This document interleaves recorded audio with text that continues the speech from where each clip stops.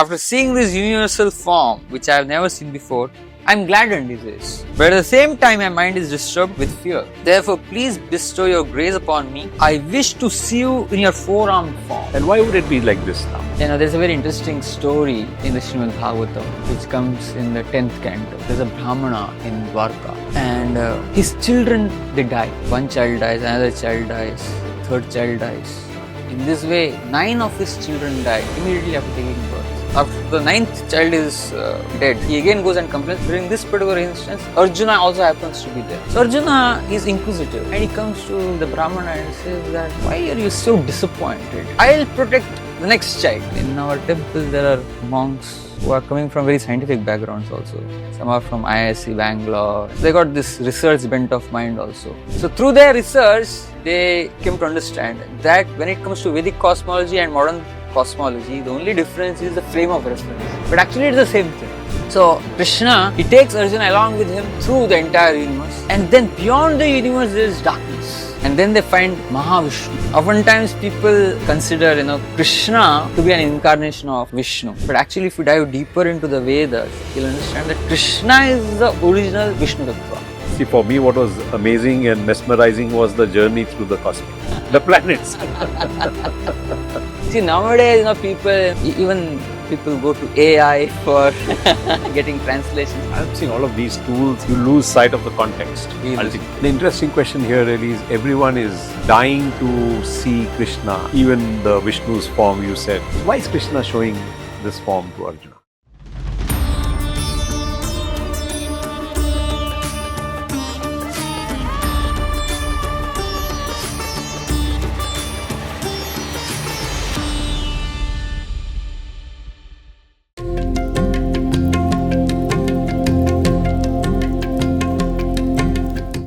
Morning, Prabhuji. Morning. How are you? I'm doing good.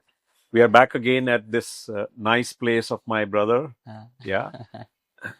So, we started with the chapter 11 last time, and we saw the full cosmic form of Krishna, really. And we saw Arjuna move over slightly from amazement to sort of fear. Yeah, at the whole site. That's particularly when Krishna went into the Kal form of his form, really. And then we also went through other various pieces where Sanjay explains to Dhritarashtra and so on and so forth, really. So let's continue with that part of the dialogue. So Arjuna is now converted from a friend to probably an ardent devotee. Yeah, in the sense that that relationship of friend is also there. But he is momentarily overwhelmed by wonder initially, and then by a sense of fear also. Yeah. And realization that my friend is such a big person. It's a big person. Such an important person. Yes. The world's most important person. Yeah. So, he continues offering his prayers, and I'm skipping a few prayers here. And then he says, after seeing this universal form, which I have never seen before, I'm gladdened, he says. But at the same time, my mind is disturbed with fear. Therefore, please bestow your grace upon me and reveal again your form as a personality of Godhead, O Lord of Lords, O abode of the universe. So, again show your... Back to your amazed form. Yeah. Rather than the fearful form. No, back your human form. Okay, human form. Okay, Yes. I see. O universal form, O thousand-armed Lord, I wish to see you in your four-armed form. I see. Arjuna says. With helmeted head and with club, wheel, conch and lotus flower in your hands. I long to see you in that form. And why would it be like this now?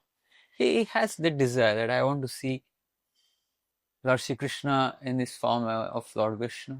That's his desire. Now you got a chance, you see all forms. Acha, okay. You saw the universal form. See the four-handed form also. So, then Shri Krishna, he replies to Arjuna, O best of Kuru warriors, no one before no one before you has ever seen this universal form of mine. For neither by studying the Vedas, nor by performing sacrifices, nor by charity, nor by pious activities, nor by severe penances can I be seen in this form in the material world. So, it's not an ordinary thing to be able to see this universal form. Krishna explains. And then Sanjay is telling to Dhritarashtra, the Supreme Personality of Godhead, Krishna, having spoken thus to Arjuna, displayed his real four-armed form and at last showed his two-armed form, thus encouraging the fearful Arjuna.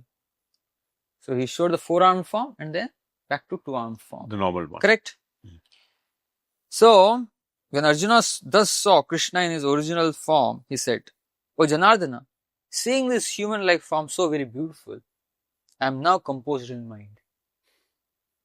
And I am restored to my original Normal nature. form.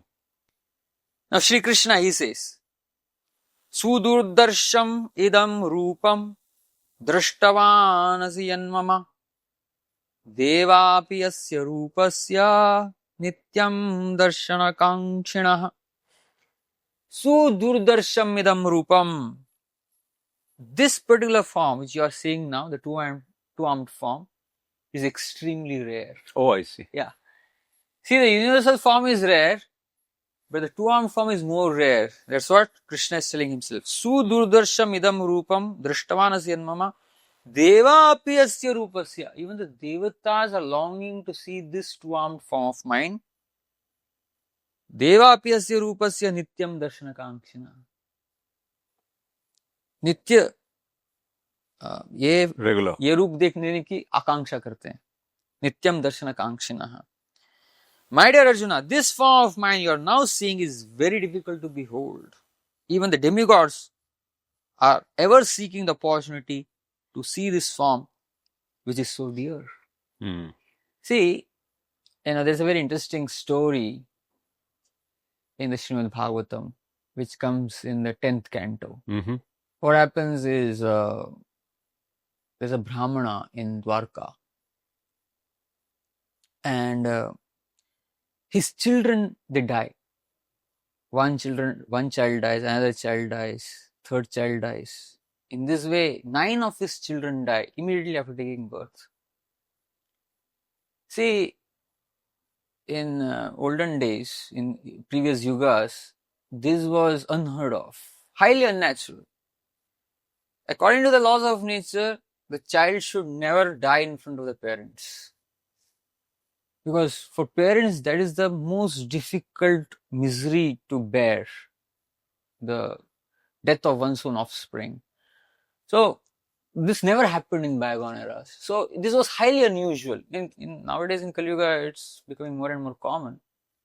So, this particular Brahmana, every time a child died, he used to go to the palace, Ugrasena, and he used to complain that there is something wrong with the king here. I see. See, in olden days, it was very clearly understood the close connection between the ruler and the subjects. If there's any discrepancy, that means there's something, the ruler is doing something impious. And also, if the citizens, they act impiously, the king gets part of the reaction. If only modern politicians knew this, that the impiety of the citizens is going to affect us also adversely. Correct. People wouldn't be, madly going to win elections. Well, it's a very responsible position. You become implicated because you're responsible for them. If they act irresponsibly, you get affected. Correct. There is a story within a story now, in the Ramayana. See, Lord Ramchandra, he is considered to be the ideal king, right? Yeah. Rama Rajya, as they say. Maya Purushottam. So, in Rama Rajya, even the animals got justice. So, it said that once a dog came for justice to Lord Ram, somebody had beaten the dog or something like that. And Lord Ram, he heard to the plea of the dog. And then the other person, the person who had actually troubled the dog, he has to be given some punishment. And the dog is asked, what kind of punishment would you like to be given to this particular person who has harmed you? So the dog said that there is this mutt in the vicinity, mutt, monastery. Yes. Make this fellow the Mathadish, the head of the monastery of this particular mutt. Why is that so? So said, okay, fine. If that is the punishment that you are wanting to give that fellow, fine. So they make him the Mathadish there. And everybody is wondering, this dog seems to be a very magnanimous dog. And then quietly somebody went and asked the dog, why you are rewarding that fellow rather than punishing him? The dog said, come close to me and whispered in that person's ears that in my previous birth, I was a Mathadish there. And because I was a Mathadish there, see, any position of leadership, it's hot seat, as they say. Normally, yes. See, there's every chance of you committing errors, mistakes, and your exalted position will be lost. See, the point here is a very responsible position. In the modern day world, the problem is people are very eager to grab their rights. Without accountability. When you take accountability into consideration, then you understand that being a leader is dangerous. It's an opportunity. It's an opportunity to help people. But if you're doing it for privileges, then wish you all the best. Because karma that is associated with leadership is very heavy. So here, this particular Brahmana, he goes to Ugrasen and he complains. What is Ugrasen doing? Where is Krishna? Where is Balram? Where is Pradyumna? Where is Aniruddha? Pradyumna is the son of Krishna and Aniruddha is the grandson of Krishna. Kshatriyas seems to have been lost in this kingdom. They are not able to protect my child. So he used to complain every time. And when it came to the 9th time, after the 9th child is dead, he again goes and complains. And during this particular instance, Arjuna also happens to be there. So Arjuna is inquisitive. And he comes to the Brahmana and says that, why are you telling all these things? Why are you so disappointed? I will protect the next child. So the Brahmana tells Arjuna, are you really sure? Krishna is not able to protect. Balram is not able to protect. Pradyumna, Aniruddha, none of them are able to protect. How will you do it? You're speaking like an inexperienced child. What they couldn't do, how can you do? So Arjuna speaks a little arrogantly. He says that I am not Krishna, I am not Balram. I am Arjuna. Gandhivdhari Arjun. And I impressed even Lord Shiva. Lord Shiva had come in the guise of a hunter. And I defeated him. And that's how I got Pashupata Astra from him. So I am Arjuna, the famous Arjuna, and I will do it. The Brahman said, fine. So then what happened was, just when the 10th child was about to take birth, the Brahmana called for Arjuna. So Arjuna, he created fortification through the best of his astras from all around. But then the child was born, the child started crying, and within moments the child disappeared and the arrows also disappeared. So immediately the Brahmana came to Arjuna and started yelling at Arjuna, I was a fool to have believed him. He is impotent. He has no power whatsoever. How could I believe him that what Krishna, Balram couldn't do, he is able to do? So immediately Arjuna, what he does is, the first place he goes to find the child. Where has the child gone now? So he goes to Yamlok. So in Yamlok, he is not able to find the child. Then he goes to the abode of Indra, the abode of Agni. Every abode he goes. Nowhere is he able to find the child. But then he had taken a vow actually. I missed this point. When he had promised the Brahmana, he had told the Brahmana that if I am not able to protect your 10th child, I will enter fire and commit suicide. Oh, I see. Now, because Arjuna couldn't find the child, Kshatriyas, they have to keep their vow. They have to keep their vow. Immediately prepared the funeral pyre and was about to enter it. At that time, Krishna said, don't worry, We will do something about it. And Krishna said that, ultimately you are my friend. If you commit suicide, having failed in your mission, it will give me also a bad name indirectly. So to save my own name, I have to protect you now. So then Krishna, he calls for his chariot. And both Krishna and Arjuna, they get on the chariot and then they start proceeding towards the north. So they cross through all the planetary systems. See, in this context, a little description of the planetary systems is given in the Bhagavatam. Actually, I don't know whether you're aware of this. The 5th canto of the Srimad Bhagavatam goes into great details of cosmology. So there is explained about the fantastic aspects of the different sides of the creation. Now see, we should appreciate that Vedic astronomy was very advanced because, for thousands of years in India, we have been able to predict eclipses, which means that Vedic sages had a solid understanding of Vedic cosmology.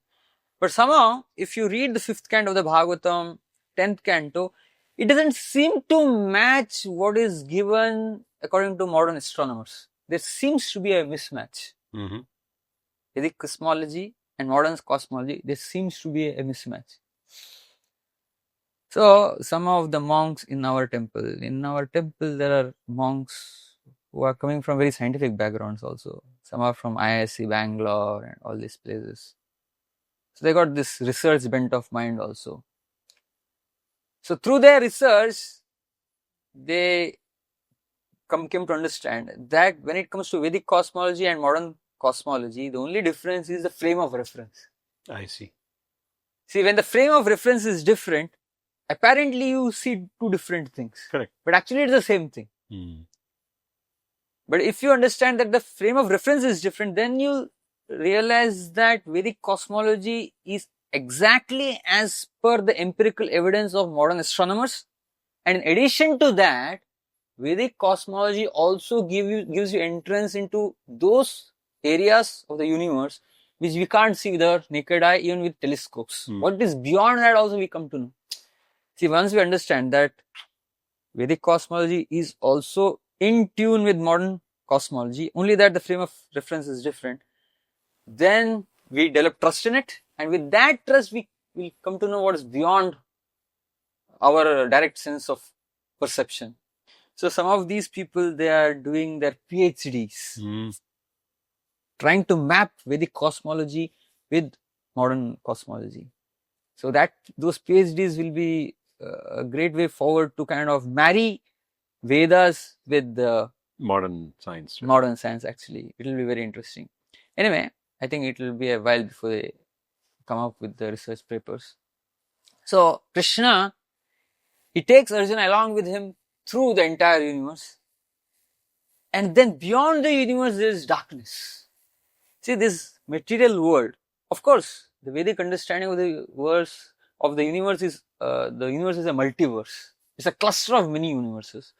So they go beyond the cluster of multiple universes, beyond the material existence. See, the material world, material existence is considered to be the dark side of creation. I see. And it has to be illuminated through the sun, through the moon, etc. Inherently, it is dark. So once the universe is crossed, there is pitch darkness. That time, the horses of the chariot. Now, of course, this is not an ordinary chariot. So the horses, they are not able to move forward because it's pitch darkness there. Then Krishna, he takes out his Sudarshan Chakra and he illuminates the entire place around, and the horses are able to move ahead. And then they enter into the Brahma Jyoti. I see. Brahma Jyoti, it's light, total light, celestial light. The source of light, actually. The source of all light, right? They come across that, and then after passing through the Brahma Jyoti, they come across a place called Viraja. Viraja is an ocean of spirit. It's also called the Karana ocean. Karana is cause. It's also called the causal ocean. Yeah. So, in the Karana ocean, that is the abode of Karanodakshai Vishnu or Mahavishnu, right? So, there within, so it is explained that there is a wind of spirit, and within the ocean of spirit, there are strong currents also, and they pass through all of that, and then they come into a palace with jeweled pillars, columns, massive palace. And within the palace, they come across the form of Anantadev, right? The snake, Ananta. So, and then they find Mahavishnu or Karanodakshai Vishnu lying on the bed of snake there. And then Mahavishnu, when he sees Arjuna and Krishna, he tells Sri Krishna, I have been wanting to see you people, and that is why I was kidnapping all these children of the Brahmanas. Oh, I see. And then Krishna and Arjuna, they retrieve the 10 sons of the Brahmanas and they return, and then they return the children to Brahmanas. So this particular episode from the Bhagavatam goes to show that the form of Sri Krishna, even Lord Vishnu is wanting to see that form. Wanting to see. See, and the form of Sri Krishna is so rare that Mahavishnu, he can, people will say he can go to Dwarka directly and see Krishna directly, no? Why he has to kidnap the children of the Brahmana and then, wait for Krishna to come? The point here is, the form of Sri Krishna is so rare that without Krishna's permission, even Mahavishnu can't have darshan of Krishna. Lord Sri Krishna.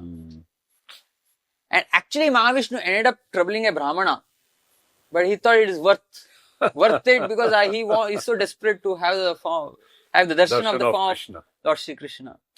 See, oftentimes, See, for me, what was amazing and mesmerizing was the journey through the planets. Yeah. So, oftentimes people consider, Krishna to be an incarnation of Vishnu. Yeah. But actually, if you dive deeper into the Vedas, you'll understand that Krishna is the original Vishnu Tattva. For example, in the Brahma Samhita, it is said that Deeparchareva hi Dashantaram Abhipetya. So the example is given that if you enter a room filled with candles, now all those candles have equal luminosity, equal candle power. But at the same time, there was one candle that lit all other candles. Correct. The original one. The original candle. So similarly, all Vishnu Tattvas, all Vishnus, all incarnations, Vamana, Varaha, etc., or all Vishnu Tattvas have equal potency, equal power. They're all God. God with a capital G. But still, Sri Krishna is considered to be Adi Purusha, the original candle, the source of all Vishnu Tattvas. Ishvara Paramaha Krishna Satchidananda Vigraha Anadir Adir Govinda Sarva Karana Karanam. Sarva Karana Karanam. The cause of all causes is Lord Sri Krishna. Now, people read the Bhagavatam and see the Bhagavatam, the major portion of the Bhagavatam is Krishna Lila. And the Bhagavatam gives an understanding of all other incarnations, avatars also. Yes. See, I'll give you some understanding of how to study scriptures here. See, many times people feel that if they simply have understanding of Sanskrit grammar, they'll be able to understand the scriptures. No, it doesn't work that way. Actually, even to understand Sanskrit grammar, to master Sanskrit grammar, is in itself. It takes 12 years, it is explained. And 12 years for, if you start it early, because in your formative years, when children are very small, they can learn things very fast. And it will take them 12 years to grasp completely Vyakaran, Sanskrit Vyakaran. But Vyakaran alone is not sufficient to understand the scriptures. After Vyakaran, you need to have mastery over what is called as Nyaya Shastras and also Mimamsa. These are compulsory to be able to understand Vedic scriptures. Maybe conversational Sanskrit and all you can manage only with Vyakaran. But when it comes to actually understanding the Vedas, Vedic scriptures, you need to have mastery over Nyaya and Mimamsa also. See, I'll give a simple example. In the Bhagavatam, in the 10th canto of the Bhagavatam, at the beginning of the 10th canto, Parikshit is asking a question to Shukadeva Goswami that please tell me about the Leela of Sri Krishna. And I forget the original verse now, the original Sanskrit. But what Parikshit tells Shukadeva Goswami is, tell me the pastimes of Sri Krishna, who is the source of all Vishnus. See, that verse can be interpreted in two ways. Either that Krishna is a source of all Vishnus, or Krishna is an incarnation of Vishnu. See, such ambiguity is very common in Sanskrit. Which version to take? This way or that way? So that is why when we study any particular scripture, first we need to understand what is the Paribhasha Sutra of that particular scripture. Paribhasha Sutra is a central statement of that particular scripture. The most important, the defining statement of that particular scripture. So once you decipher through Mimamsa Shastras, you are able to decipher what is the Paribhasha Sutra of any particular scriptures. And then you are able to interpret every other scripture around keeping as a reference point the Paribhasha Sutra. So this is a science in itself. So the Paribhasha Sutra of the Bhagavatam comes in the 3rd chapter of the 1st canto itself. I see. So in the 3rd chapter, that's where the Chatura Shlok is there? That comes later, right? That comes in the 2nd canto. Second. So in the 3rd chapter, Suta Goswami, he gives a list of a lot of incarnations. And then he says, Ete chamsha kalapum saha Krishnastu Bhagavan Swayam Indrari Vyakulam Lokam Hridayanti Yuge Yuge. So he says, Ete chamsha kalapum saha Krishnastu Bhagavan Swayam. All these incarnations that I have described. And within that list, everyone comes. All the Dashavataras, they all come there in that particular list. And then he says, Ete cha amsha. They are all amshas. They are parts of God. Or kala. Kala is another way of expressing the same thing. Ete chamsha kala pumsaha Krishnastu Bhagavan Swayam. Krishna is Swayam Bhagavan, the original God. So if you go by the Mimamsa scriptures, you come to understand that this is the Paribhasha Sutra. And with this as a reference point, then you are able to interpret every other verse in the proper light. Correct. So going by this, scriptural study, nowadays, people, even people go to AI for getting translations. That's not the way actually. Yeah. It's there's a parampara, there's a system, it's a science, it's a very in-depth science. Yeah. I'm seeing all of these tools, you lose sight of the context ultimately. Yeah. What you're referring to as the Mimamsa. Mimamsa, yes. So that's what Krishna is telling here. My dear Arjuna, this form of mine you're now seeing is very difficult to behold. Even the demigods are ever seeking the opportunity to see this form which is so dear. The form you are seeing with your transcendental eyes cannot be understood simply by studying the Vedas, nor by undergoing serious penances, nor by charity, nor by worship. It is not by these means that one can see me as I am. So how can we understand Sri Krishna then? Yeah.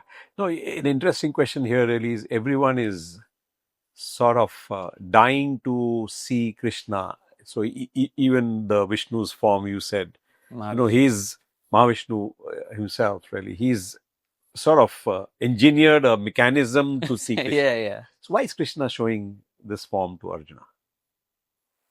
Arjuna technically has not asked to see this form. No, see, Arjuna is qualified. Arjuna is qualified to see Krishna. And what is Arjuna's qualification? What is the qualification needed to actually see Krishna?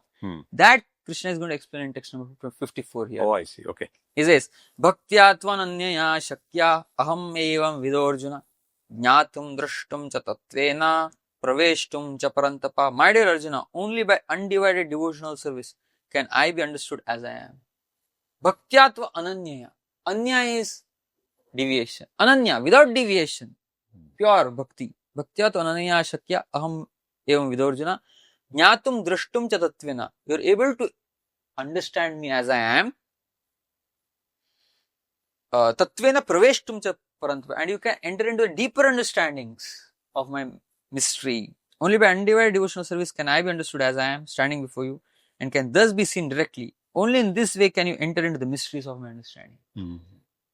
See, we need to remind ourselves that we are in the middle 6 chapters of the Gita.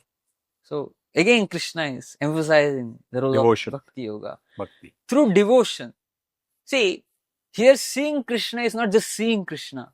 To be able to actually understand Sri Krishna is through Bhakti. From another perspective, even Duryodhana saw Sri Krishna. But did he really see Krishna? He didn't really see Krishna. To be able to actually see Krishna, which means to totally understand. One is the physical side, the other is the underlying meaning. And to experience Sri Krishna. To be able to experience Sri Krishna, Bhakti is the most important factor here. That's what Krishna explains here. And then, Krishna concludes this chapter.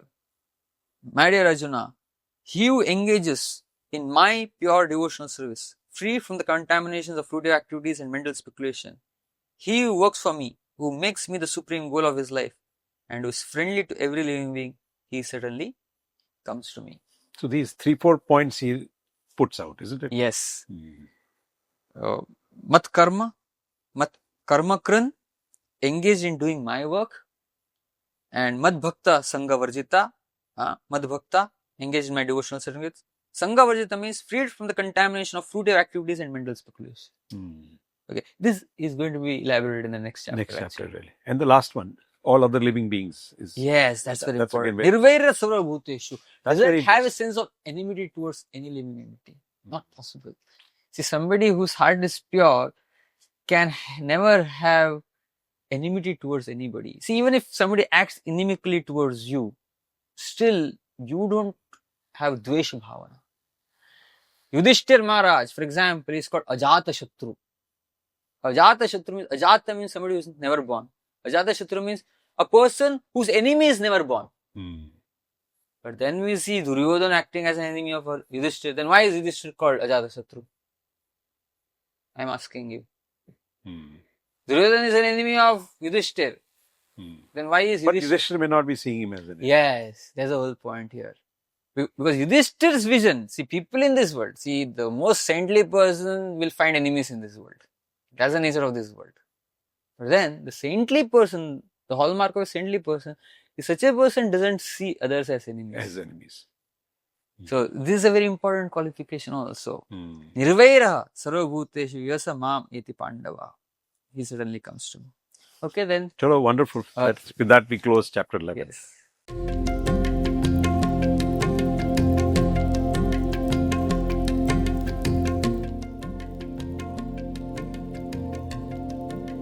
Having seen Krishna's full cosmic form, in this 27th episode, we see Arjun shifting from a friend to an ardent devotee. Momentarily overwhelmed first by wonder and then by fear, he realizes his dear friend is the world's most important person. Disturbed by the universal form, Arjun prays for Krishna to return to his form as a personality of God, the human form, and then specifically wishing to see the four-armed form with helmeted head and with club, wheel, conch and lotus flower in hands. We also get to understand that being a leader is an important responsibility and an opportunity to help people. But if you see leadership only as a privilege to get benefits, it is highly inappropriate. Krishna states that no one before Arjun has ever seen his universal form. This form can't be understood simply by studying the Vedas, nor by undergoing serious penances, nor by charity, nor by worship. It is not an ordinary thing to be able to see the universal form.